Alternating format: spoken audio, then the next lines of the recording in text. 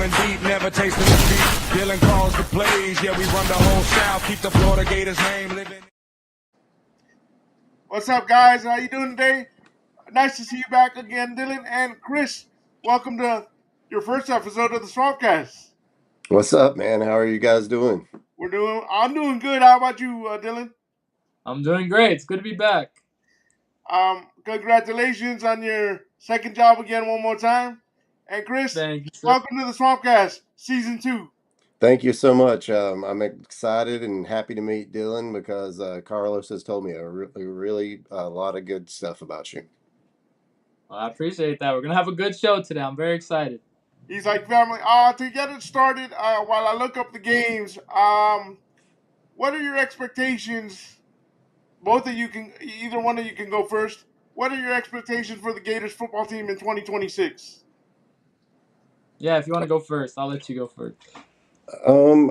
I mean, I'm expecting us to be, a lot better because we have a better coaching staff and we have a lot of, really good players, and we have the Philo and Trammell thing, working its way out, and I think, the quarterback play can't be worse than it was last year. And, Evan Pryor and Jaden Baugh are, competing. And we all know that's going to be, Ball's game there. But I'm excited, and I feel like, worst case scenario, we have like 4 losses. So. Yeah, I think same thing. I'm really excited to see the team. I think we have, we talked about it last year. We had a lot of talent last year. Obviously, it didn't work out as much as we wanted it to, but this year it's the same thing. We got tons of talent on the roster. Just watching them, go through practice, there's so much talent there. Every position unit you go through it, there's a lot of talent. So I'm really excited. I think, the schedule's a little nicer. Let's hope that the coaching staff, we got a lot of hope that the coaching staff's a lot better this year. On paper so far, I mean, you can't argue that it's not better. So I'm expecting a lot better results, and we're getting close to week 1. I'm really excited. Guys, one more question, and then we'll get into the games. Why do you think and Dylan, you kind of answered it last week during or 2 weeks ago when we went live for the preview. Why do you think the fan base is so negative? Because I've heard Sumrall's Billy Napier 2.0. We're gonna go 6-6. It's gonna be 7-5. My prediction, my crazy prediction, my Disney prediction is then 10-2. My bottom is 8-4. I don't see less than 8-4. But why do you think the fan base is so 6-6? I've even seen a crazy one of going 4-8, and he's fired after season 1.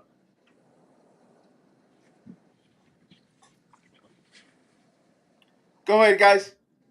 I mean, if you want to go first, you go. Okay, I was just going to say, our fan base does always prematurely get to those kind of things at the beginning of almost every, coaching hire. Not to hate on our fan base at all, but we expect greatness every year. And, people are going to have different opinions on what they think looks good and what does not look good. So. Yeah, I think, the good thing about the Gators fan base is there's a lot of passion and there's a lot of diversity, right? I think, we see a lot of the negative. We see I feel like once you say something negative, it gets more traction, right? It gets more views. But there's a ton of people that are being positive too. So I think Gators fans, like Chris mentioned, they're very passionate. They expect the best from their team. And if they don't think it's going well, like, we've seen a couple guys with the quarterback competition. They don't think it's going too well. They're going to let you know about it. But, I do think that once games get played here, I mean, hopefully if they get to the start that a lot of us believe they will, then there will be a lot more optimism around Gainesville for the majority of the fan base. One more question, then we'll get to the games. Why are people so scared of Auburn? I mean, I'm not scared of Auburn. Yeah, DJ Durkin, defense, fine. He was a Gator coach at one time. DJ didn't do crap here. Why are people so scared of Auburn? I'm even calling Auburn USF Auburn because he brought a lot of kids over. So people are saying, oh, if we don't beat Auburn, we're going to lose to Georgia, we're going to lose to Texas, we're going to lose to Ole Miss. I think a lot. I think a lot of people are scared because we play Ole Miss right after that. And, we'll be going in beat up, a little bit from playing Auburn and things. So I feel like, a lot of us just feel like if we end up 2-2, that'll start up a lot of bad, vibes and things like that. It'll get everybody kind of worried too early. Yeah, I agree. I think, Auburn is a rare team where they're a lot alike with Florida, right? Like if you go over to the Auburn side of things and you look at, what they're talking about, a lot of it is we got the talent. Like last year we thought we had the talent, coaching didn't work out, right? So I think Auburn's talented. Do I think they're more talented than Florida? No, I don't think so. I think on paper, just not even looking at it like from a Florida side, just if I was an unbiased third party, I think I would have to say Florida has the most talent. But I do think, going in to an away stadium where, it can get rocking in that stadium when you have your first year head coach going into his first SEC game on the road in a tough environment with a team that has high expectations as well. You never know what's going to happen. It's college football. Anything can happen. So I think, the fear is we don't really know what we're getting on the football field yet. We haven't seen it as much as we might believe it's going to be good, or like you said, some people believe it's going to be bad. We don't know until we see it, and that third game is when we're really going to find out, right? The first two games, understandably, right? Like we're going to be excited to see some good football, but we're not going to really know what this team is about until week 3 when they go into Auburn. And so I think that's why it makes it such an exciting game, but a lot of people can also be scared about it because it's a big game for sure. All right, we're gonna start the pick'ems, obviously, because again we don't play this week, so we don't have really anything. Oh, one more thing. Before we start the pick'ems, I apologize. It came up to my head. Based on what Sumrall said yesterday, did he? I believe he kind of hinted we already have a starting quarterback, and that's Aaron Philo. Based on his comments yesterday, um, did you get to see the comments, Dylan? Because I know you've been busy with your other job. Do you Yeah, did I you saw. did you take it as it's Aaron Philo, even though I'm not going to confirm it? Yeah, I think I've been on the side that Aaron Filo's kind of led the way this whole time. Going back to spring when we talked about it, I said, if we started a game tomorrow, right, I think it's Aaron Philo. I think his comments kind of, continued that in a way. I feel like a lot of people, read into it as, oh, this competition's over. Oh, it's not a competition at all. It's still very much a competition. I think Trammell, like he mentioned it, Trammell's just been playing catch up from the start, right? Like we kind of knew when they brought in a transfer that Trammell was going to be playing catch up. And to his credit, right, he's played catch up and he's caught up, right? Like we're hearing a lot more about this is a very tight competition. And I think that's more to do with Trammell Jones just being a talented football player, right, with a lot of potential, and less to do with Aaron Philo just being bad, and we're picking between two bads.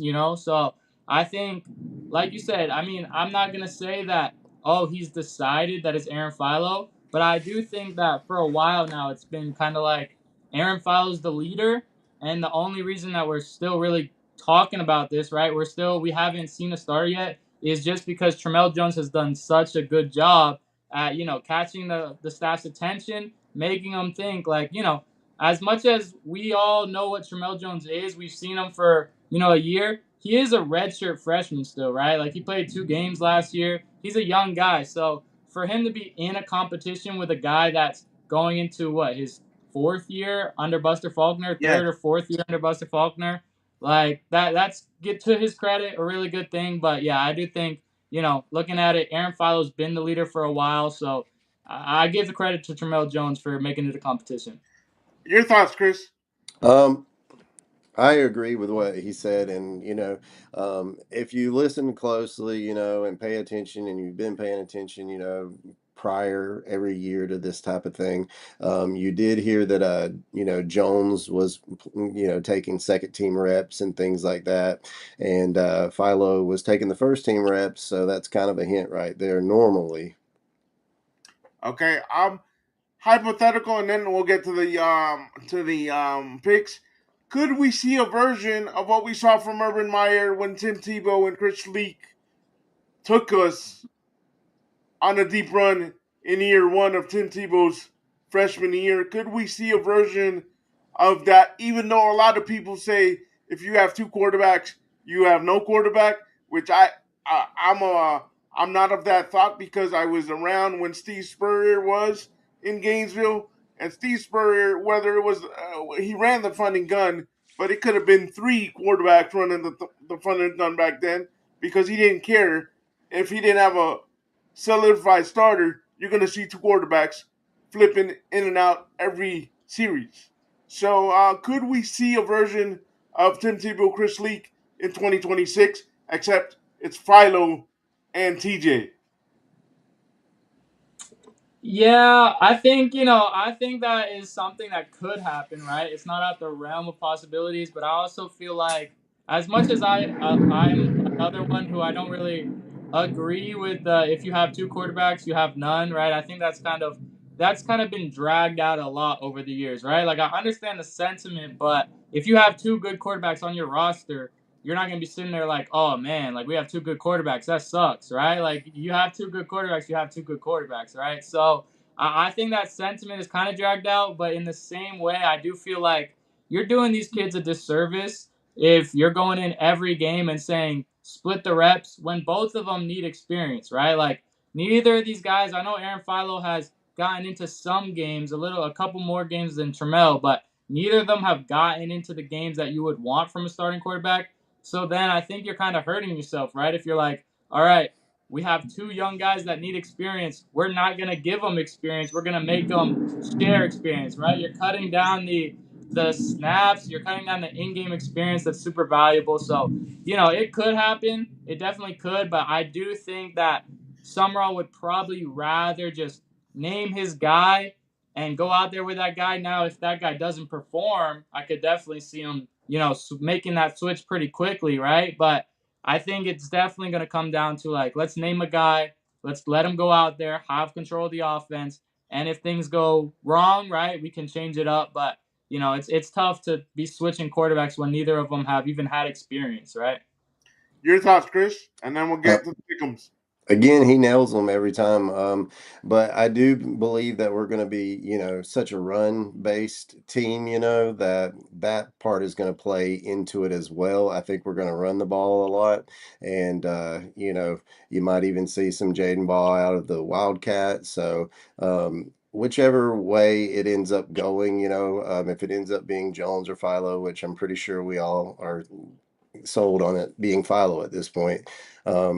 We just need good quarterback play, and we need the defense to show up every game because it's a tough schedule. That's why I said the maybe 4 losses, because we're going to have a really tough schedule. So it's like, I think, the number 7 schedule in the nation right now, so hardest schedule. Yeah. Okay, guys, let's start with the pickums. I'm going to do them backwards because I'm going to leave the first one for last, since it should be even though it's an early game, to me it should be the marquee game, in my opinion. Um, but the first one is Memphis against Crybaby Dan Mullen and UNLV. Yeah, Chris, I you want to gotta go first? Yeah, I gotta go with the crybaby. I gotta go with UNLV. Okay? See, I'm gonna go a different way here. I know UNLV's favored in this game, but I've been picking Memphis for this one. I think, as much as UNLV, we saw them look good last year. I think Memphis has also looked good. They actually have former Gators commit Marcus Stokes at quarterback, which Yes, I'm they do. excited to see. Oh wow, So forgot I'm about picking that. Memphis here. Yeah, Yeah, forgot yeah. about that. I'm going to go ahead. My thoughts on the way Mullen left Florida and the 3 shots he's taken at the Florida program while he's been at UNLV. I'm going to go ahead and call an upset. I'm saying Memphis. Give me a second because my phone shut off. Well, went to screen.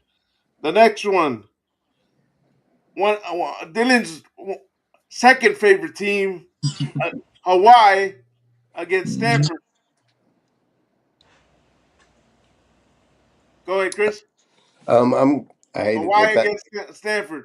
if that's really his second favorite team, because I thought that was leading to a Florida State joke, but I would have No, to go with it's Stanford Hawaii. on He that. loves Hawaii for some reason. Well, the quarterback. There's nothing wrong with that, Yeah. but yeah, I was going. I think Stanford will pull it off, but Yeah, this one's tough for me. Like you said, Carlos, I love my Hawaii. I told you. Last There year, you go. Last year I got this right, right? They played Hawaii Stanford week Yes. 0, and I said Hawaii, big upset. This year it's gonna be tougher. I think Stanford, they got a new coach who they trust. They got their quarterback from Michigan, who I'm not a big fan on, but he's solid.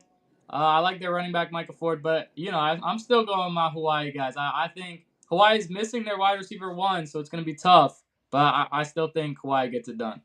I'm going to go with Stanford in this case. I think Stanford has a better coach.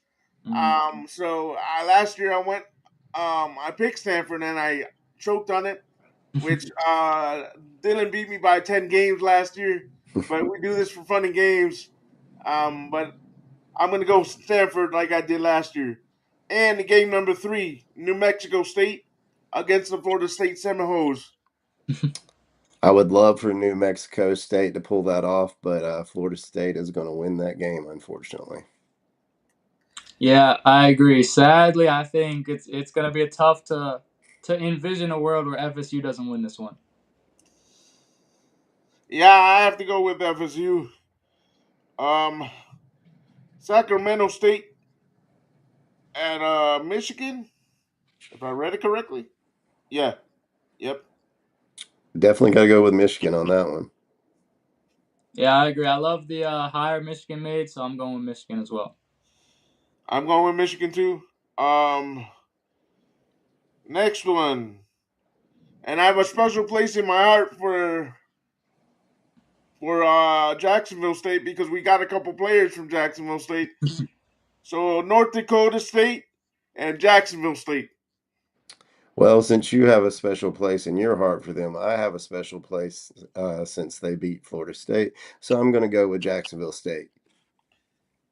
I wish I could hop on your train, but I'm gonna have to go NDSU here. I feel like North Dakota State, they're always pretty solid. So Yeah, North Dakota State is a pretty solid, but I'm going to go Jacksonville State just for the shits and giggles.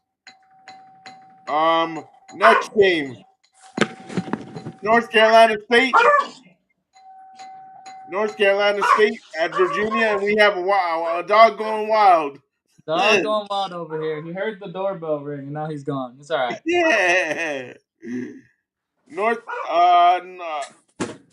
Sorry about that, guys. North All Carolina good. State at Virginia. North Carolina State at Virginia. Who wants to Virginia. take it first? Virginia. Virginia. Yeah, I'm gonna have to agree. I think Virginia's gonna be a really good team this year, so I'm going Virginia.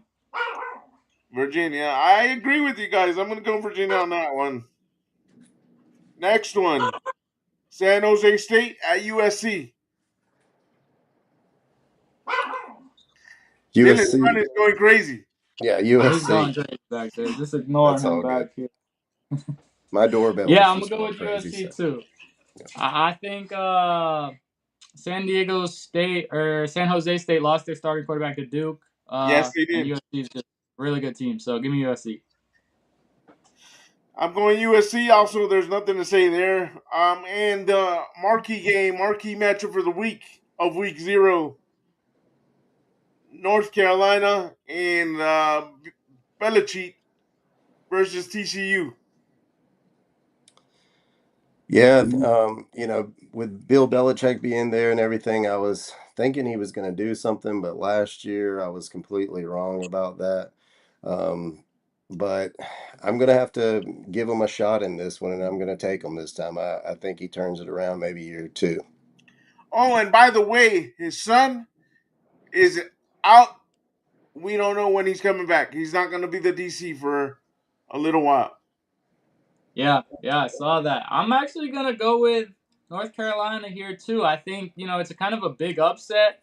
TCU lost their starting quarterback to Indiana. They lost their OC to South Carolina. They added a Harvard transfer they like at quarterback, but I think North Carolina can kind of shock some people here and pull off the upset. I'm going to play devil's advocate and just go with TCU. I'm thinking TCU. And those are the picks for today's for week 0. Guys, you already did this kind of for me, Dylan, but Chris can do it. Give me 2 breakout stars on the defense, two breakout stars on the offense, and your expectations for game one, even though Dylan and I are going to speak in game one with the other guests when we do week one. Your expectations for week one for the Gators, and what do you hope to see from Coach Sumrall when we play FAU, which should be we should beat them by 80, in my Yeah, opinion. yeah, no, I agree. I would say Ben Hanks on the defense and Brennan Bett, and then on offense, because I'm not trying to just name all the star players, but Okay. I think Evan Pryor is going to step up, when ball needs a breather and everything like that, and Micah Mays on offense. And then as far as the game against Florida Atlantic, what I hope for is that we have minimum penalties and things like that. The defense really, because FAU is FAU, but still, they're not the most horrible team you could open up with. So I would like to see the defense step up and the offense play really good, and just basically, um, you know, whichever quarterback steps out on that field, I want to see a really good completion percentage with no turnovers, hopefully. So. Your expectations, Dylan, and if you want to pick another two, you can go ahead, buddy. Yeah, you know me. I got a list of players. I'm always happy to talk about some players. I think Yeah. Ben Hanks was an awesome selection there. I think Ben Hanks is on his way to breaking out this year. Really excited for him. Jeremiah McLeod, the buzz keeps getting louder and louder. I've been talking about Jeremiah McLeod for a while now. I think he's going to be really good. Offensively, we've talked about really all the names, right? But Yes. I think just two guys that are going to break out nationally. I think Eric Singleton break out nationally again. He's kind of being slept on by the national media now. Like, he went from being number one wide receiver in the portal a year ago. Auburn completely misuses him. Now people kind of act he's not really anything to talk about. So I think he's gonna break out nationally, and then the other one, this one's kind of obvious, but Dallas Wilson. I think as Florida fans, we all understand that Dallas Wilson has the potential to be a superstar if he stays healthy. But I don't think the national media and the public really understand that. So I'm excited for the wide receiver room. And then expectations-wise, like we said, I mean, respect to FAU. Like Chris said, they're not the worst team in the world, right? It's not Long Island this year. Long Island was real bad, right? Yeah, FAU that has was some horrible. good players. They're returning a quarterback who's pretty decent. So it's not going to be like a walk in the park. I think we're going to be tested here and there. I want to see, them respond and not take this game lightly. I'm also really excited to see if Faulkner just comes out there and puts it on them, right? I think this type of staff that they're going to want to, like, blow the team out the water. They're going to want to, like, send a message to the nation that, this team doesn't play around. So I'm excited to see it. I think the offense is in store for some explosives. But I really, we've been too many games, right? I think back to the Charlotte game, right? Charlotte under Billy Napier, when we should have been blowing those guys out of the water, and we scored like 20 points, right? 20, 23 points. Most of them were field goals. So I really want to see an offensive explosion. I want to see Buster Faulkner just put it on him, keep his foot on the gas pedal, and yeah, we've got some football in the swamp very soon. I'm so excited. I'm ecstatic. All right, guys, I'm gonna do a little treat. You guys heard the intro for the SwampCast, the updated intro of the SwampCast, but I'm gonna go ahead and let you listen to the full song, and then we'll get out of here. Here we go, guys. Swamp noise fades into a heavy bass drop. Yeah! SwampCast in the building! Carlos rolling in. Dylan on the track. Chop, chop, baby. Go Gators. Let's get it. SwampCast live. We dropping the heat. Carlos rolling deep. Never tasting defeat. Dylan calls the plays. Yeah, we run the whole South. Keep the Florida Gators name living in your mouth. Blue and orange dripping. Yeah, we stand in the lead. Hear the stadium rock and feel the rumble in the street. We're in the swamp now. Chop, chop, chop, chop, chop. Yeah.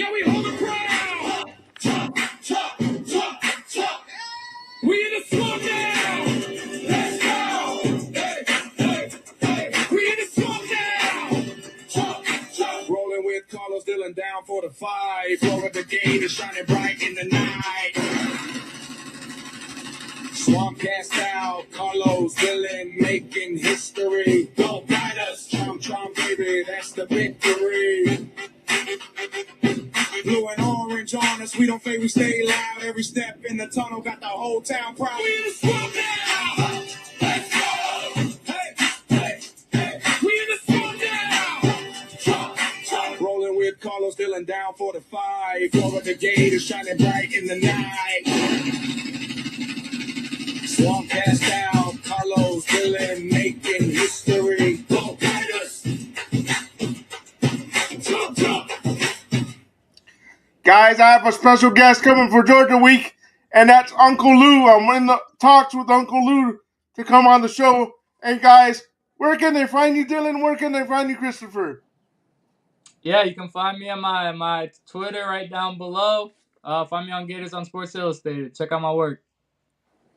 And I'm on Twitter as well at Chris_Hobbzilla. I'm on Facebook and YouTube, and it's under Christopher Hobbzilla. So One more quick thing, and then we're out of here.